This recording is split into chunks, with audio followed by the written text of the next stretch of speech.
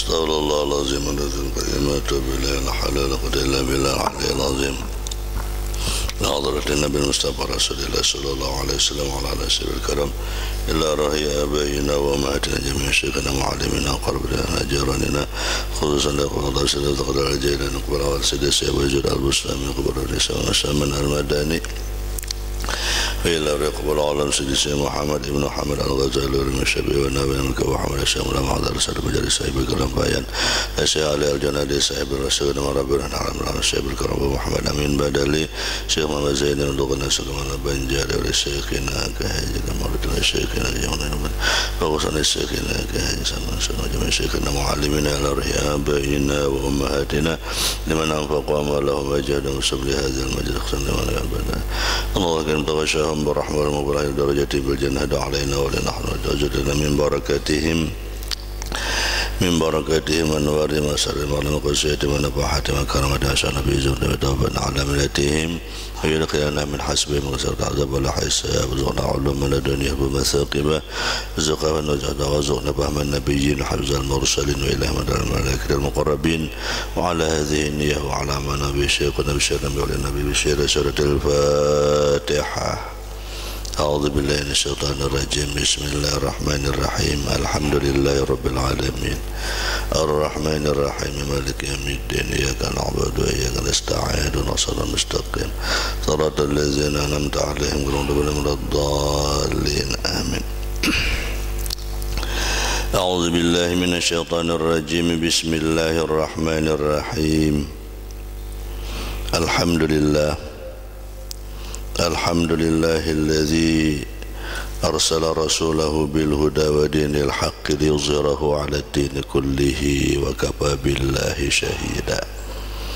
أشهد أن لا إله إلا الله وحده لا شريك له وأشهد أن سيدنا ونبينا ومولانا محمدا عبده ورسوله. اللهم صل وسلم وبارك على سيدنا محمد طب القلوب ودوائها وعافية الأبدان وشفائها ونور الأبصار وضيائها وقوت الأجساد والأرواح وغذائها وعلى آله وصحبه وبارك وسلم. قال رب اشرح لي صدري ويسر لي أمري واحلل عقدة من لساني يفقهوا قولي واهد قلبي بجاه النبي. فحشر فنادى فقال وإذا تتلى عليهم آيات الرحمن خروا سجدا وبكيا. دستور درسكم على سبيل النية به عنكم وبالفتح يا فتاح عجل ذكرهما وبالعلم النوير يا علم قلوبنا. اللهم وسع مشهدنا باليقين يا قوي يا متين يا رب العالمين والحمد لله رب العالمين. Alhamdulillah wa syukurillah. Kembali kita sama-sama memuji dan mensyukuri nikmat yang diberikan oleh Allah Subhanahu wa taala, serta mengucapkan salawat dan salam atas junjungan kita Nabi Muhammad sallallahu alaihi wasallam. Allahumma shalli wa sallim wa barik alaihi wa ala alihi beserta para sahabat kerabat ila yaumil qiyamah. Melanjutkan kajian kita kitab Nasaihul Ibad karangan Imam An-Nawawi Al-Bantani rahimahullah, halaman 76 baris kedua dari bawah. Lanjutan daripada hadis Rasulullah bertanya kepada iblis, siapa musuh-musuhmu? Nah, selanjutnya dijawab oleh iblis, di antara yang menjadi musuhnya iblis adalah walladzi yumsiku nafsahu 'anil haram bil aqwal wal af'al, yakni orang yang berpegang teguh atas dirinya tentang daripada segala perkataan dan perbuatan yang haram.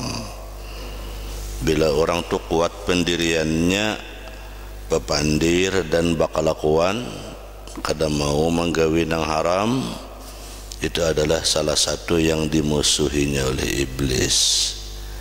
Apabila dimusuhinya oleh iblis, makanya berbagai cara kaya apa orang itu agar tak kerja nang haram, agar tak gawi nang haram, macam-macam godaan yang dilaksanakan oleh iblis karena menjadi musuhnya. Jadi adalah orang yang berpegang teguh daripada perkataan dan perbuatan yang haram. Perkataan yang haram itu macam-macam ya. Menyumpahi, menghina, mengherdik, ya kalau lah.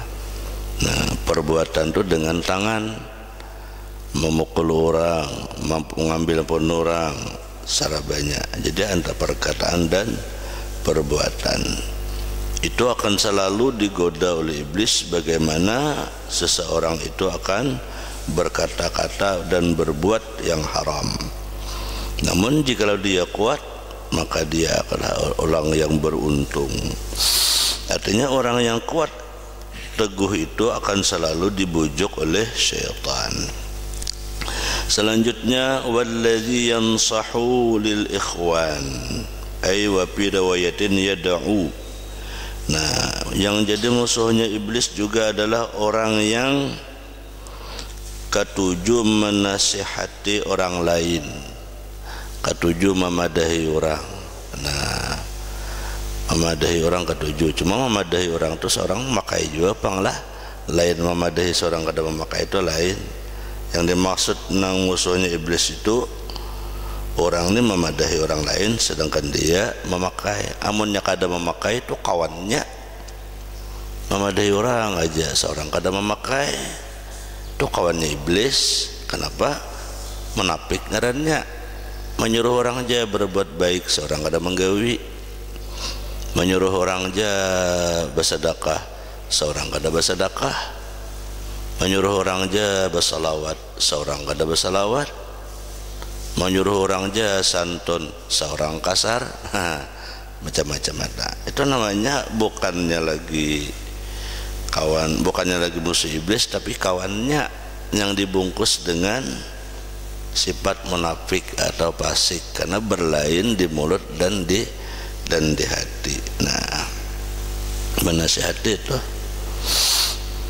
pemurah aja, seorang kada pemurah. Nah, jadi orang yang menasihati bagi saudaranya, nah memadahi, mengatakan, ini jadi musuhnya iblis juga. Kenapa jadi musuh iblis? Karena berapa banyak orang nama nasihati orang itu disariki orang. Orang nama nasihati orang itu disariki orang. Itu kan, itu karena memang dilawaninya oleh iblis musuhnya. Orang nama nasihati orang itu. Padahal orang bagus menasihati, memadahi, menyampaikan nang benar itu benar, nang kayak ini nang bujur, nang kayak ini nang salah. Nah, karena gawian menasihati orang itu musuhnya iblis, kayak pacarnya orang itu ampih menasihati, sehingga kadang-kadang si pendengarnya lalu ada nata singgung, lalu sarik, lalu memusuhi. Nah, si nang menasihati ini kuat kada imannya? Bila jangan ada kuat, ya nampih ada. Apa aja sedikit orang aku ajar, tampar orang aku ajar, misalnya itulah. Nah, itu ujian tak? Karena apa? Karena memang orang yang menasihati orang lain itu dimusuhinya oleh iblis. Nang sekira kayak apa ini orang tu ampih kayak itu. Nah, karena Rasulullah itu janganlah berdakwah menyampaikan ini, mulai secara halus ramadahi ampih ya Rasulullah, Muhammad, dosa lagi berdakwah kamu hendak apa? Dosa lagi berdakwah hendak apa? Hendak bini kami julungi berbaikung, kamu hendak duit kami beri, hendak jadi raja kami julungi pangkat apa kamu hendak. Asa ampih berdakwah, asa ampih menasihati orang. Nah, karena mulai Nabi juga kayak itu lah. Nah, tapi nang berdakwah nang ikhlas, nang berdakwah nang ikhlas. Nang berdakwah ada ikhlas, dapat duit ampih, dapat jabatan ampih, dapat ini ampih, aranai.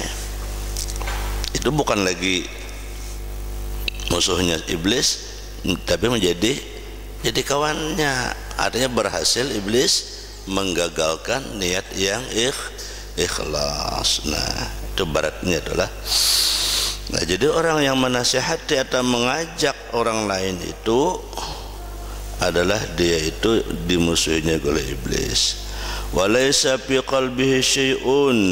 Nah, cuma berat orang menasihati orang lain itu, ya ini yang orang yang tidak ada di dalam hatinya itu sesuatu yang jahat, seperti ayminal ghasyi, kadada menipu, kadada mendustai. Nah, wal haqdi, dan haqatnya namanya haqat ini dendam, kada pendendam, wal khida', dan kada mencela. Itu orang menasihati itu kada menipu, kada pendendam, dan kada mencela. Tujuannya sepalih maapi-api padahal membeles, nah kan dendam ngarannya dah, kan kada boleh. Itu nafsu ngarannya, nafsu. Jadi kada boleh orang berdakwah nang bagus itu kada boleh karena nafsu. Karena nafsu, bila karena nafsu artinya diri sendiri pun kada kawa mengalahkan diri sendiri. Coba lihat di Sayyidina Ali karamallahu wajhah, luar biasa kuatnya Sidin. Orang kafir Quraisy membawai perang tanding lawan Sayyidina Ali. Perang tanding itu artinya jakabat bakalah itu kedusah nabuah nabakalahi sesama panglima aja. Bila kalah panglimanya menyerah berdaan. Perang tandinglah Sayyidina Ali dengan pimpinan kafir Quraisy. Sehari pertama adu kesaktian, sama kuat sampai malam tunda. Besok mulai lagi perang tanding, kalahin. Hari kedua sama kuat, tunda pulang, esok pulang. Saking macam-macam jurus ini kan sangat pada hebat. Hari ketiga perang tanding sampai waktu sore, akhirnya berhasil Sayyidina Ali mengunci musuh nih. Diduduki Sayyidina Ali di atas, di perutnya, kepalanya dipikutnya, pedang sudah keluar, tinggal menimpas lagi leher di anak, digulus ini nah. Apa pedang di anak di lehernya anu ditimpas musuhnya. Bakalah itu 3 hari sudah, bayangkan. Setelah pedang di anak di leher tinggal menambas dia lagi. Ujar Sayyidina Ali, aslim taslam. Islam kada ikam, bila ikam Islam selamat, bila ikam kada Islam sekarang aku bunuh. Nah, jaka Sayyidina Ali mati. Cuma karena Sayyidina Ali menang, Sayyidina Ali mengancam. Apa yang terjadi? Kafir Quraisy ini menjawab pun kada Islam, kada Islam, kada menjawab, kada, cuma hanya meludah. Muha Sayyidina Ali ini diludahinya. Arahat nak hendak menyembelih nih, diludahinya. Setelah diludah itu apa yang terjadi? Mun kita naik pitam bertambah sarik, ya kalau tambah sarik. Sayyidina Ali kada imbah diludahi, dilapas Sidin malahan. Silahkan pergi di Sidin, dilapas Sidin. Sahabat yang lain bingung, wahai Sayyidina Ali, kenapa engkau lapas? Andai engkau yang terkurung seperti itu, engkau akan sudah syahid sudah. Tapi dia tinggal engkau tebas saja lagi, tapi nya meludahi, malah kada jadi membunuh, atau orangnya tambah sarik. Ujar Sayyidina Ali, andai aku membunuh kada lagi karena Allah, tetapi aku membunuh karena nafsu. Kenapa? Ketika inya meludahi, nafsuku semakin, amarahku semakin tinggi, tambah sarik, bertambah sarik diludahi orang. Tapi Sidin kawa menahan emosi. Sayyidina Ali kada jadi Sidin meludahi. Amun kita malah begencang sama menampar pulang. Hebatnya Sayyidina Ali itu. Artinya bekerja, berjuang, berjihad tidak karena nafsu, luar biasa para sahabat. Nah, seberat itu tuh anunya perjuangan dakwah Sidin. Ia tuh kawa menahan karena kada karena nafsu, apalagi karena dunia, apalagi karena materi. Subhanallah, luar biasa akhlak para sahabat. Kayak apa dengan kita nang zaman modern ini berdakwah gitu. Nah, bedanya tuh lah. Nah, makanya para sahabat tuh luar biasa akhlaknya. Makanya zaman para sahabat itu lalu dijamin oleh Rasulullah masuk surga karena keikhlasannya yang tinggi luar biasa. Nah ya, nang seperti itulah yang menjadi musuhnya iblis. Nang digudanya nih kayak apa orang ini nang sekira sesat. Nah orang nasanya ikhlas digudanya nang kayak apa sekira kada ikhlas. Nah orangnya kada tulus diubah jangan kayak apa nang kada tulus. Ya nang kadang-kadang kita tuh bisa maraju, bisa menganggap padahal nang digawi sama aja pada nang kebaikan. Dan kita gawi itu sama aja pada kebaikan. Entah tagisir apakah, entah tahwal apakah, maraju ampihan. Artinya berhasil iblis merusak keikhlasan seseorang dengan caranya, dengan tipu daya syaitan. Nah itu tuh mudahan kita dipelihara oleh Allah berataan. Qala Bashir ibn al-Haris ra'aitun nabiyya sallallahu alaihi wasallam qala ya Bashir atadri lima rafaka Allah Ta'ala baina aqranika. Wahai Bashir,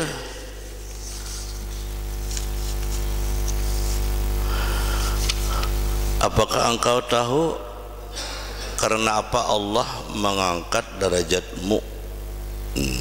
Faqultu la, qala bitiba'ika li sunnati wa khidmatika salihin.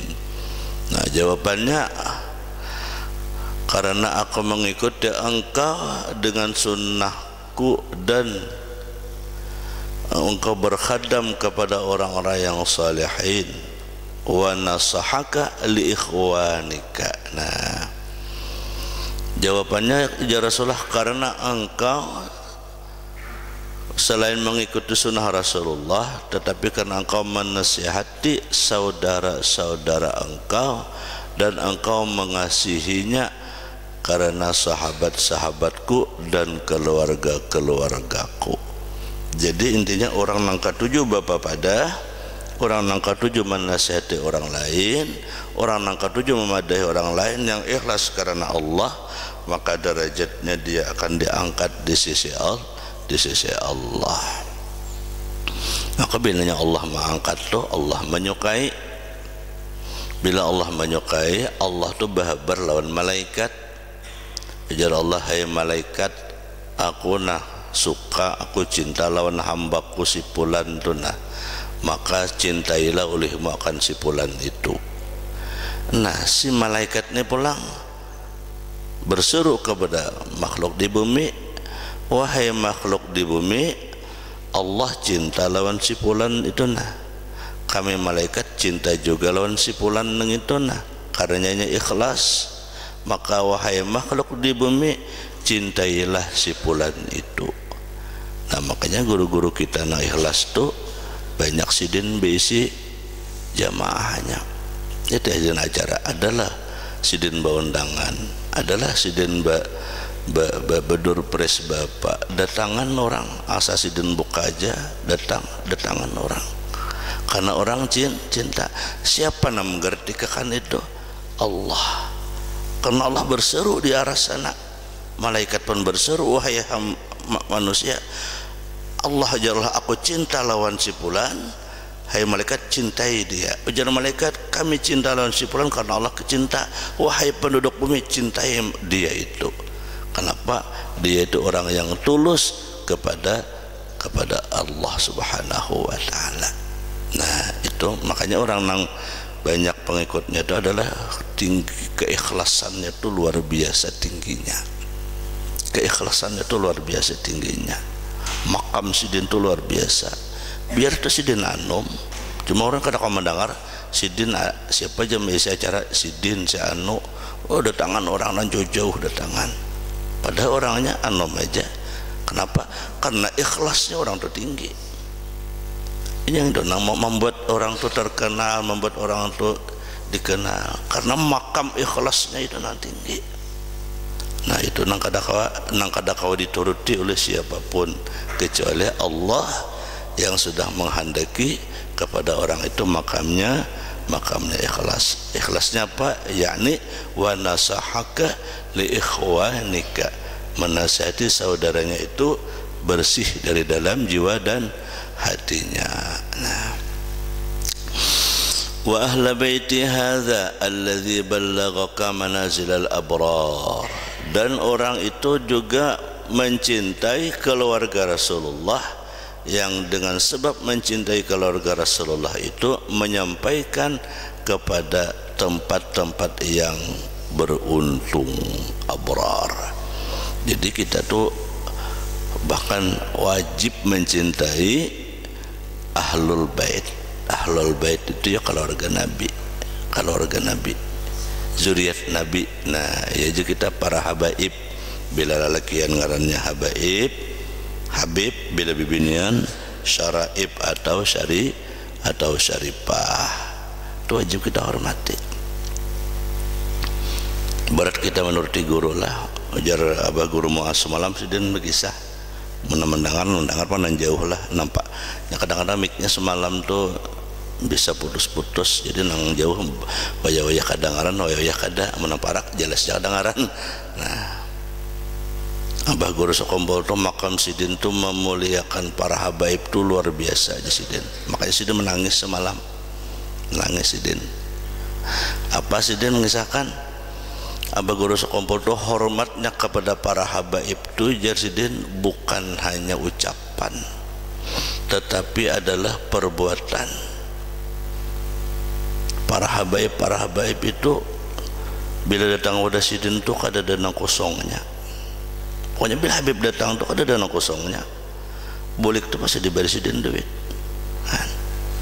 Abah guru sekompol tuh akhlak sidin tuh memuliakan para habaib tuh.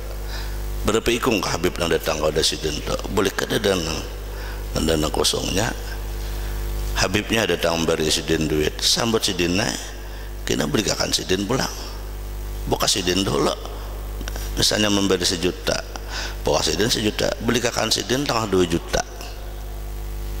Akhlak abah guru sekompol itu sidin, akhlak sidin itu luar biasa. Nah, kita kada kawan nur dilawan ke itu minimal kita tuh menghormati, minimal kita meyakini sidin habib, minimal bersalaman lawan sidin, minimal ya kalau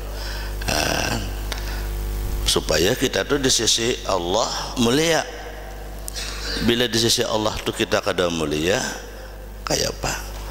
Bila kita mencintai keluarga Rasulullah, mencintai juriat Rasulullah, adalah secercah kita itu untuk mendapatkan syafaat Rasulullah, karena dia mencintai keluargaku ya Nabi.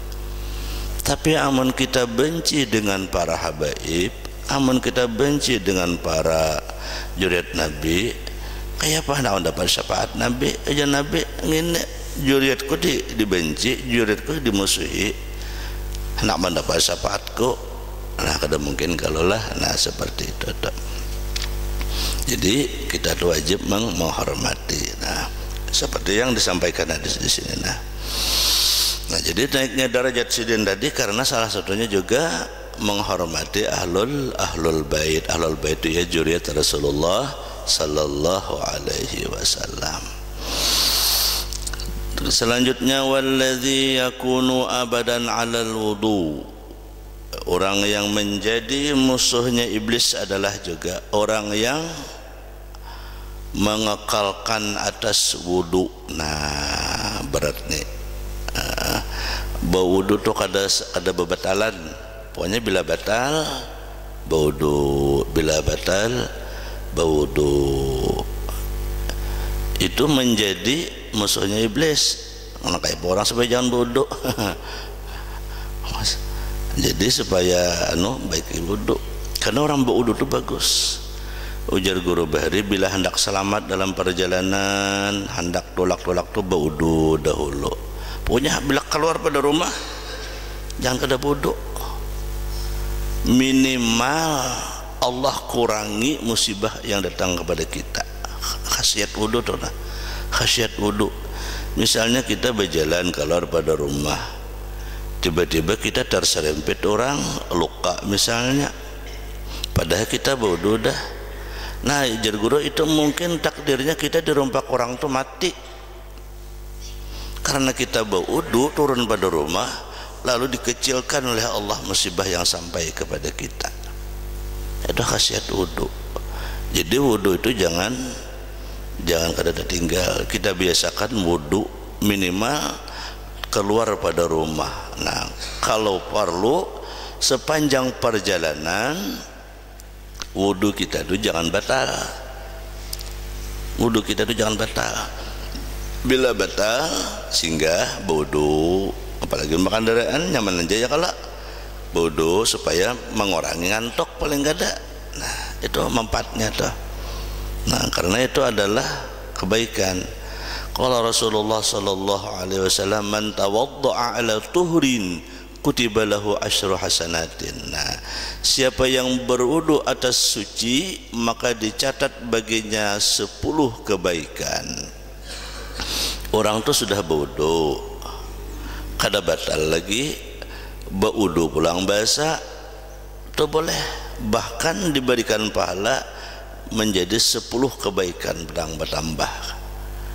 Nah lalu dalam bahasa agama tu boleh tajdid, bisa juga bukan tajdid. Itu wudu, itu hebat wudu itu, bagus. Nah pokoknya kada batalkah bila anak wudu, apalagi membatal, itu akan melindungi diri kita dari mara bahaya dan kita akan terhindar dari godaan-godaan syaitan yang terkutuk. Apa godaan syaitan terkutuk itu? Salah satunya adalah emosi. Emosi itu penyarikan, emosi itu panggapan, emosi itu penyinggungan, emosi itu perajuan. Apabila kita itu dalam keadaan suci, insya Allah ketika kita bergaul harian tuh damai aja. Ini nangaran kita bergaul tuh kalau macam-macam, bahkan bagagayaan, ya kalau bagagayaan nih, banu bepandir lah, banu tangan lah, banu betis lah, bagaya aja bertahan niatnya bagus bagaya. Cuman kadang karena kada stabil emosi, iya nak tersinggung, iya nak akhirnya jadi bakal lahir tuh, iya jadi bakal lahir tuh hanya bertampar. Padahal maksudnya bagaya. Kenapa jadi kayak itu?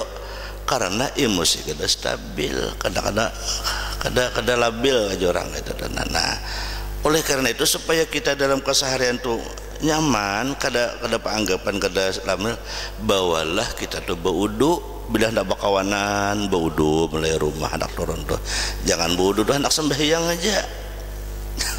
Kamana kabila punya bila keluar pada rumah, atau di rumah kah di perumahan kah makin nyaman. Di perumahan itu banyunya banyak, sambil begawi sambil berwudu, batal berwudu.